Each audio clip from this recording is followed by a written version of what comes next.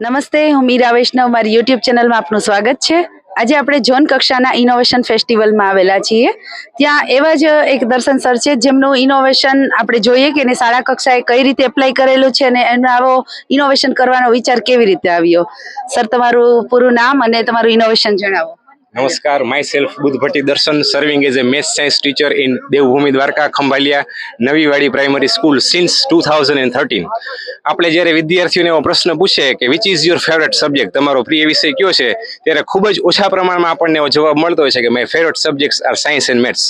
તો વિદ્યાર્થીઓમાંથીને ગણિત અને વિજ્ઞાન વિષય પ્રત્યેનો હાવ દૂર કરવા, તેમજ વિદ્યાર્થીઓ આ વિષય પ્રત્યે વધારે અભિરુચિ કેળવે, તેમજ મને આ વિષય નથી આવડતા એવો હાવ તેમના મનમાંથી દૂર થાય, એ હેતુસર આ નવતર પ્રયોગ મેં અને મારા સાથી મિત્ર બીઆરસી કોઓર્ડિનેટર ખંભાળિયા પીએસ રાણાએ આ નવતર પ્રયોગ હાથ ધરેલો છે।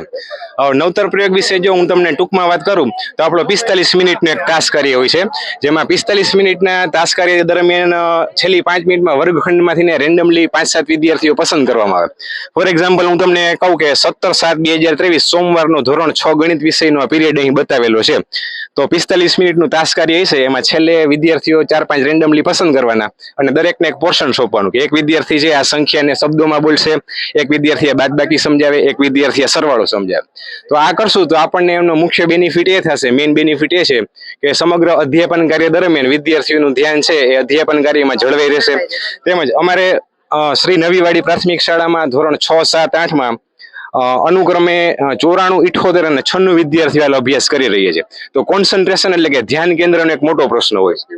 તો જ્યારે વિદ્યાર્થીઓ 4-5 રેન્ડમલી પસંદ કરેલા છે એ સ્ટેજ ઉપર આવશે અને અન્ય વિદ્યાર્થીઓને સમજાવવાનો પ્રયત્ન કરશે, એટલે ધીમે ધીમે તેમનામાંથી સ્ટેજ ફિયર છે, જે મંચ ભય છે, એ એમનામાંથી દૂર થઈ જશે।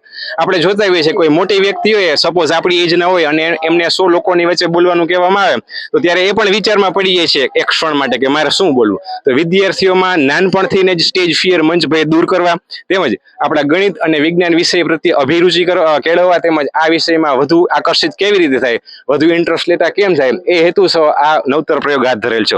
આ ઉપરાંત બીજા અમુક ટીચિંગ એડ્સ મટીરિયલ આપણા ટૂલ્સ બતાવેલા છે, ટીએલએમ જેને કહીએ છીએ, કે 6 થી 8માં આવતી બધી વિજ્ઞાનની આકૃતિઓ બધી દોરેલી છે।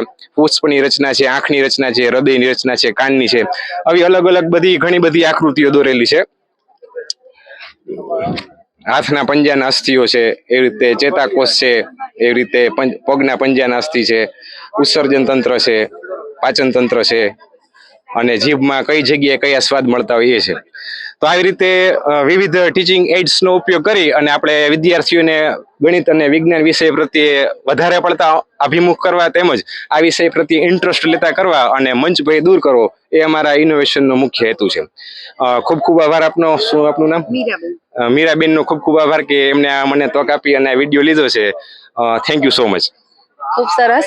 દર્શન સરે પોતાને ઇનોવેશન કરેલું છે। નવતર પ્રયોગનું નામ પણ ખૂબ સરસ આપેલું છે, છેલ્લી 5 મિનિટ મારી, અને બાળકને છેલ્લી 5 મિનિટ એટલે એમ કે કા પીરિયડ ચેન્જ થતો હોય, તાસ ચેન્જ થતો, એ સમયગાળામાં પણ ના ગમતું હોય, અથવા બાળક ઘણી વખત રિસેસ પડતી હોય, છુટ્ટીનો સમય હોય, તો જો છેલ્લી 5 મિનિટ એને સરસ રીતે આપવામાં આવે તો બાળકને એજ્યુકેશનમાં ખૂબ સરસ રીતે આગળ વધી શકે અને ગણિત વિજ્ઞાન જેવા વિષયો છે એનો હાવ પણ દૂર થાય। તમારો નવતર પ્રયોગ કેટલા સમયથી આ કરેલો છે?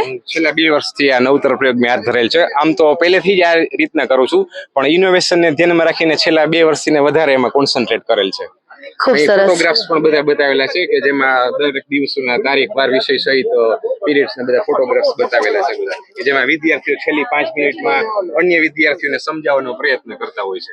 ખૂબ સરસ। દર્શન સર, તમારો ખૂબ ખૂબ આભાર કે તમારું ઇનોવેશન બીજા લોકો સુધી પહોંચે, અને સરને આપણે શુભેચ્છા પાઠવીએ કે તેઓ રાજ્ય કક્ષા સુધી તેમનું ઇનોવેશન રજૂ કરે।